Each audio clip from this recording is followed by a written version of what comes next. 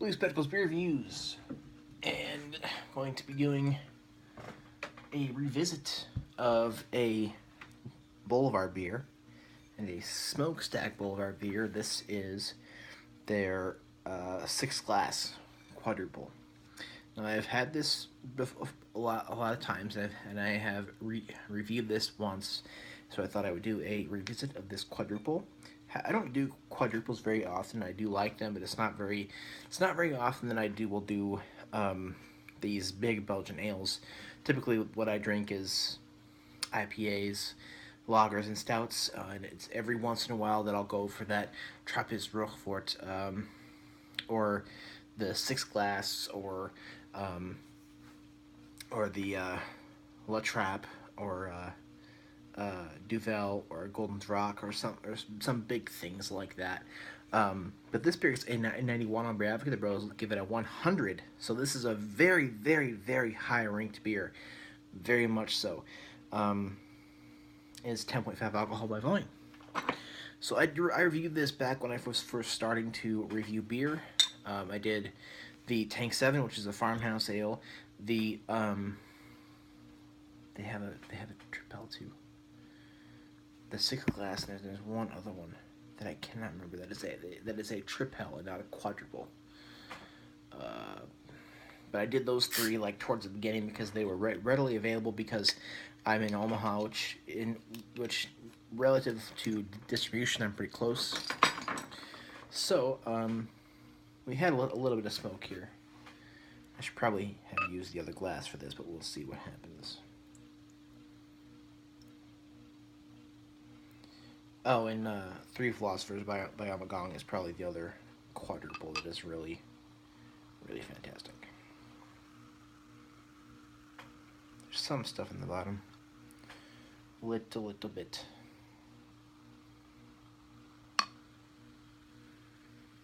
Alright, I got it. Now that is just... Isn't this one of the chunkiest beers you've ever seen? Well, I don't know if you can see it, but I certainly can. So with that small pour, I have a one finger, light caramel colored head, and the body is ruby amber. It has a definite reddish color to it. I don't know if you can see it in the playback on the camera. I don't know if you can see it because I don't know if you can see all this, but there's a definite ruby thing happening here. It's beautiful. I should have let it form more of a head, but I don't like to do that because sometimes if you let these big Belgian style beers form heads, you will have an explosion on your hands. So I try to be very, very careful. Definitely opaque, a lot of stuff happening, a lot of stuff floating about, chunks and particulate matter, and a lot of bubbles as well. So let's go ahead and get a smell.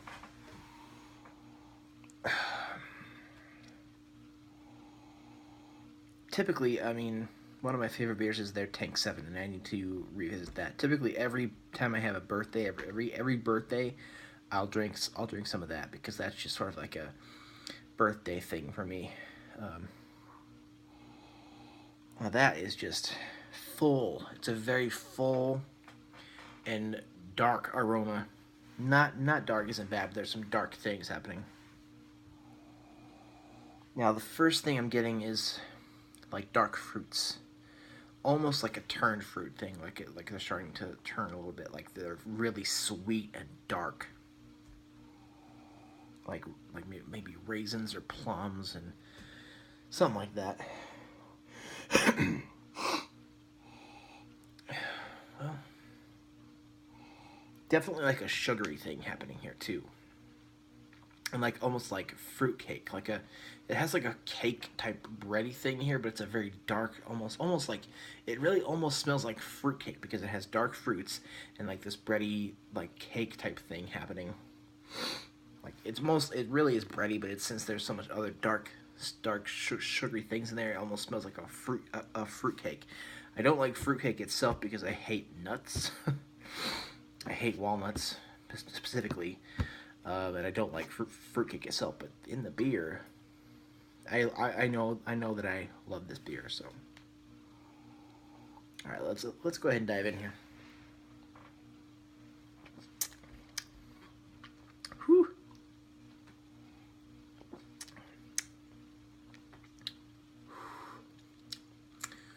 That is a lot of things. And sometimes these Belgian style ales, and even and especially the ones that are from Belgium, are so world renowned and are so good because they're so complex and they have so much stuff going on there, and they're also, it tastes good too. So what we have here is it ends up having more of like a bubbly, thinned down sort of thing, but it starts out big and really bold.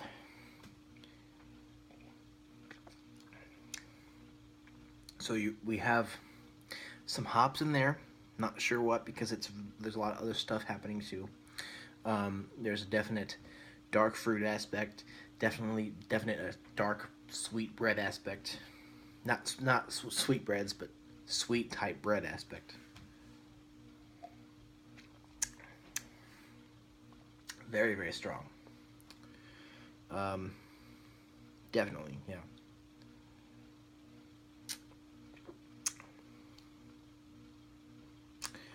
Wow, I mean, this is definitely a sipper, just because it's packed with things. A sugary thing happening. It's very, very sticky, heavy. A definite sipper, but that sometimes is good. Sometimes it's, if you like these kinds of things, sometimes it's good to get something that's really good and really special to really enjoy. So,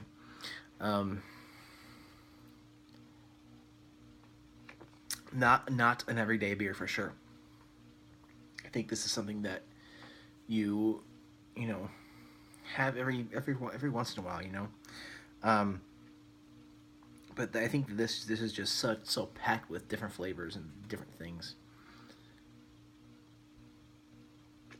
You could probably sit here for a little while and just think about what you're tasting, and just it's very contemplative, I guess, also too.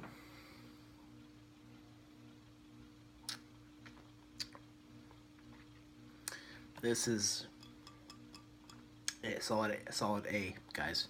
Um, and I give it an A, not an A plus, because I think that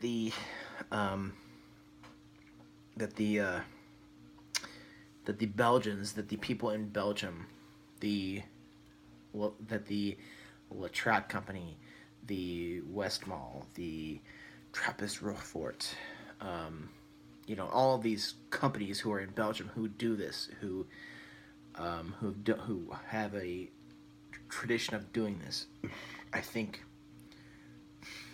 will do this a little bit better. But this is an A to A plus beer. This is fantastic. I think this is definitely worth your while if you want to have a quad. I think if you want to have a quad and you can't find the La Trappe one, or even the Amagong. Amagong is out of New York, but Amagong, some of their beers are of the Belgian of the one of the Belgian styles, and they very nearly match up with some of the Belgian ones. But this is fantastic. I don't give it the A plus just because some of those ones who come from Belgium itself, I think, are just a bit better.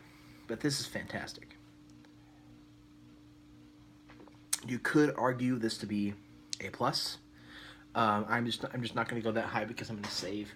With respect to the style of a quad, I think I should save that A plus spot for those who are from Belgium, because I've had a few quads from there, and I haven't reviewed too many quads from Belgium itself, but I've had a few, and those are just awesome. And I've had quite a few Debels and Tripels and Farmhouse Ales from there too. But anyway, let me know if you've had the sixth glass from Boulevard, and thank you very much for watching.